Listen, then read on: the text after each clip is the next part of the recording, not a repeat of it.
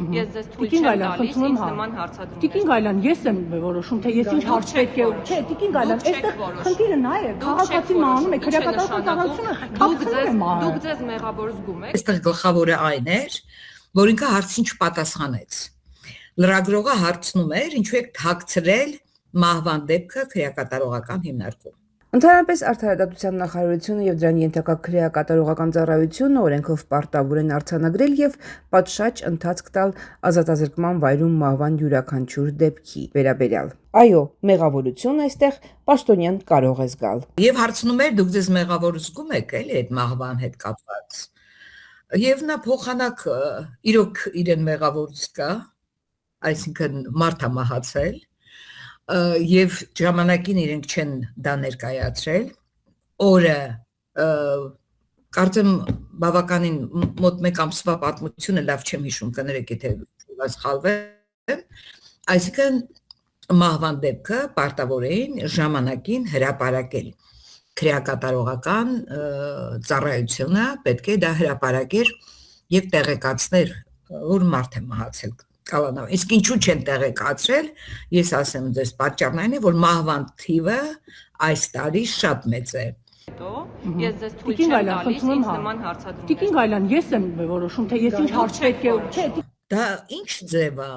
դա ինչ կուլտուրա է։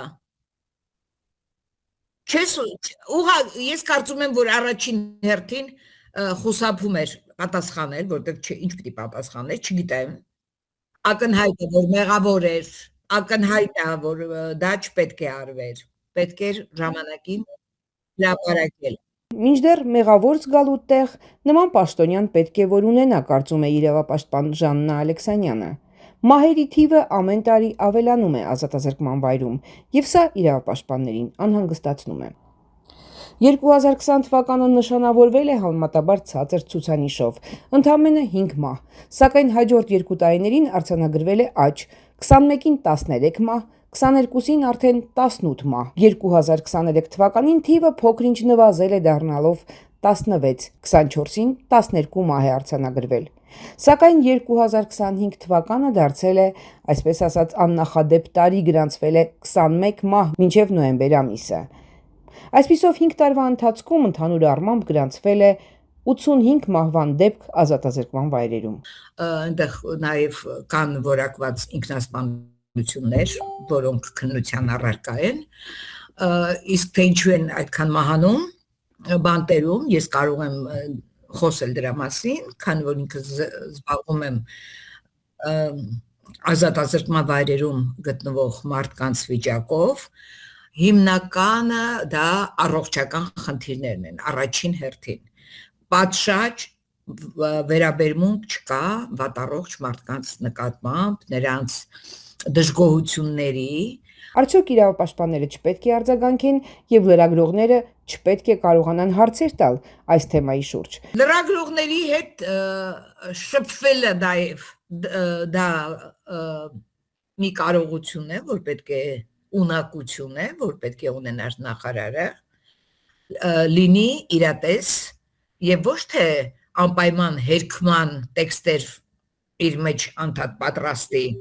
այլ իրավիճակից ելնելով պատասխանի հարցերին, որ վստահեն իրեն։ Ես չեմ տեսնում, որ լրագրողները ընդհանրապես ինչ որտեղից է այդ խոսույթը առաջանում, ասենք, որ դուք ձեզ մեղավոր զգում եք, այսինքն անընդհատ ինքը ինչ որ բաներ է հերքում, կամ ասենք Միքայել Սրբազանին հիվանդանոց պետք է տեղափոխեն, ինքը ասում է չեն տեղափոխում,